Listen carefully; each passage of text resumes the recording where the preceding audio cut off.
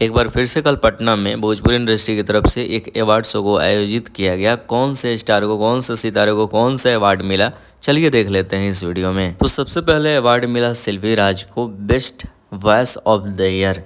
पता होगा कि एल्बम की दुनिया में हमेशा छाई हुई रहती है। अगर यूट्यूब म्यूजिक चार्ट उठाया जाए तो उसमें पवन सिंह और खेसारी लाल यादव से ऊपर ही शिल्पी राज दिखाई देती है। तो यही सारी वजह है कि शिल्पी राज को best digital voice of the year का अवार्ड मिला। वहीं अगर आगे की अवार्ड की बात करें तो best negative role of the year Dev Singh को बेस्ट निगेटिव रोल का अवार्ड दिया गया। तो चलिए अब देख लेते हैं। सबका इंतजार जिस चीज पे टिका था कि इस साल के सबसे अच्छे गायक कौन है, मेल के मामले में, मतलब एक्टर के मामले में।